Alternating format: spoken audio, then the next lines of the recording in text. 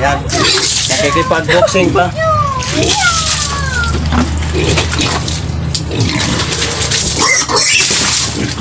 Bihira lang mga kadaks ang baboy na ganito na mabait sa tao. Nakikipag-boxing pa mga kadaks.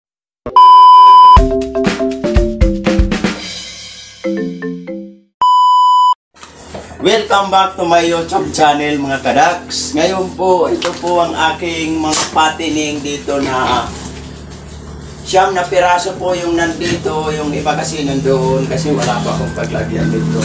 Ngayon, tingnan nyo naman mga kadaks, ang dudumi ng aking patining, aking mga alagang baboy dito ang dudumi kasi tanghali na mga kadaks. Mainit na kaya yung dumi nila ay pinaligo na nila. So ngayon, bago ko sila mga kadaks linisan, bago ko sila paliguin, pinapainom ko muna sila ng tubig. Tutokin din.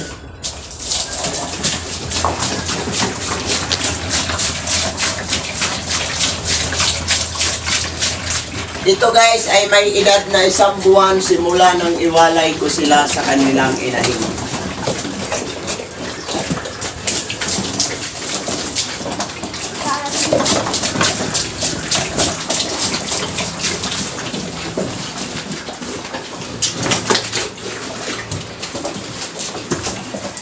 Ayaw ako masundi.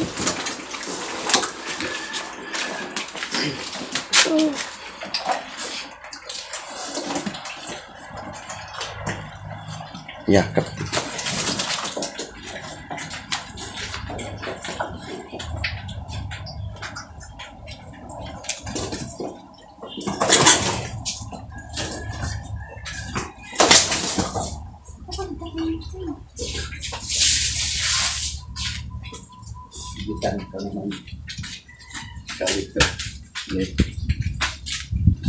So mga kadaks, papaliguan na po sila. Ito mga kadaks na aking mga patining dito ay ang edad po nito ay 1 buwan simula ng iwalay.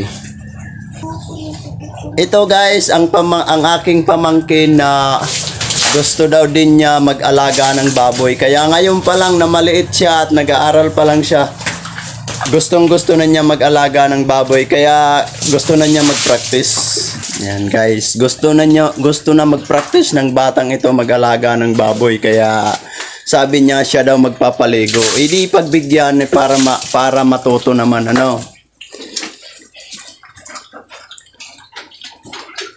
Ganito talaga mga kadaks ang diskarte kapag mainit ang panahon, pinapaliguan yung baboy para hindi mainitan yung katawan nila.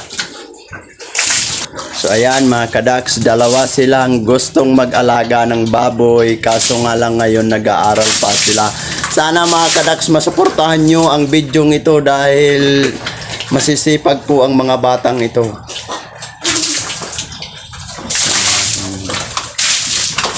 Practice mga kadaks.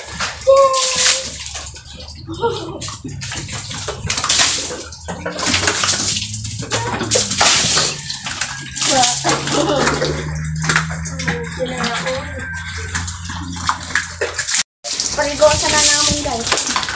Okay mga kadaks, linisan po natin kasi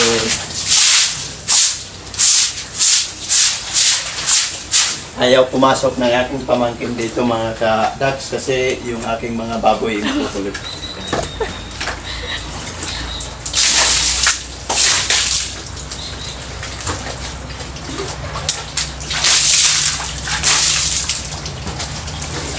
So mga kadaks, dapat ganito po kayo sa pag-aalaga ng inyong mga baboy, lalo na po ang gagawin yung patining kasi dapat po palaging malamig yung kanilang kulungan at yung kanilang mga katawan mga kadaks para mabilis silang lumaki.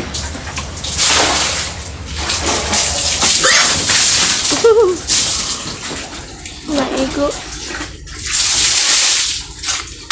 At pasensya na nga pala kayo mga kadaks kasi ngayon ko lang po na-update yung aking mga baboy kasi nga po marami pa akong ginagawa. Content po ako ng ibang video kasi ngayon kaya lang mga kadaks dumami yung aking mga baboy kasi nagkasakit po dito sa amin ng ASF kaya walang bumibili ng mga biik. Kaya ganito, nagkaroon ako ng patining. So, sana mga kadaks, ma-share nyo ang video na ito para marami din ng makaalam na ngayon talaga wala talagang bumibili ng mga biik. Kaya no choice ako na alagaan ko na lang yung aking mga biik.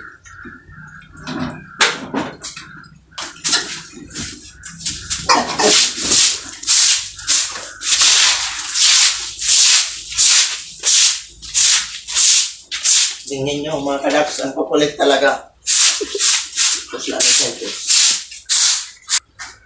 So ngayon mga kadaks, dahil po tapos na po ako maglinis dito, silipin po natin ang aking isang kulungan din.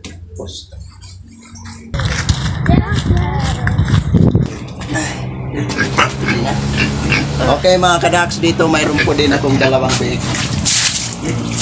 Biik dan. Okay. Yan. Dalawa din po dito ang aking biik. Ako.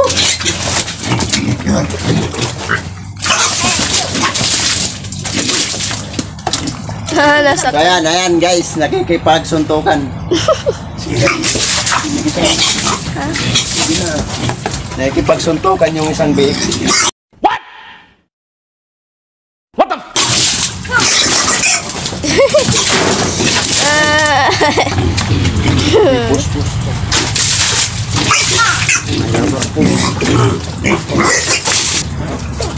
Ayan, nakikipag-boxing pa.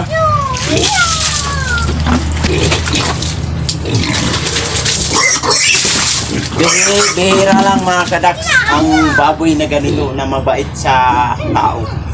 Nakikipag-boxing pa mga kadaks. Kadaks, meron po ako isang malaki-laki na at may isa din po, bali dalawa po dito mga kadaks. So marami-rami na. Hindi ko makuha.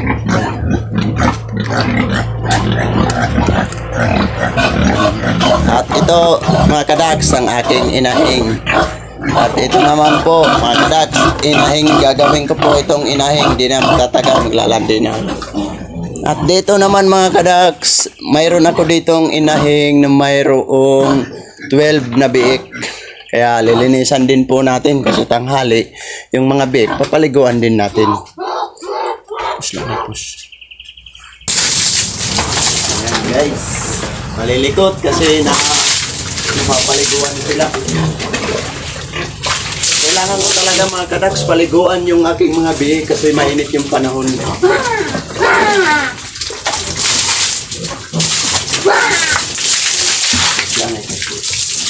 Mga kadaks, yung kulungan ng inyong mga baboy para laging safe sa sakit sila.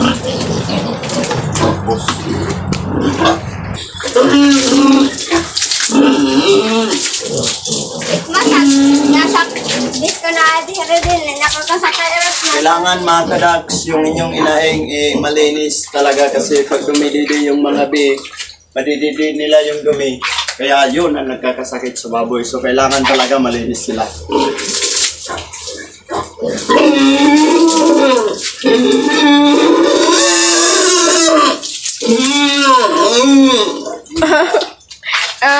Sa mga nagsasabi mga kadaks na yung biik bawal paliguan kapag bago pa lang pinanganganak.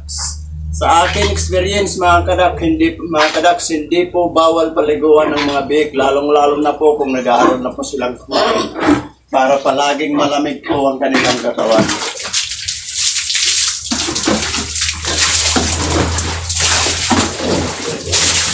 Napapractice pa sila mga kadaks ang kanilang mga paa kasi pinapaliguan sila, tumatakbo.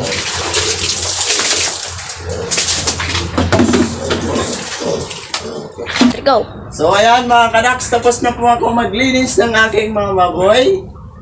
Hindi ko na po papahabain ang aking video kasi masyado na pong mahaba, no? Huwag nyo na lang kalimutan i-like and share. Please subscribe at pakipindot yung notification bell para maging update kayo sa lahat ng aking gagawin ng mga video. Boss.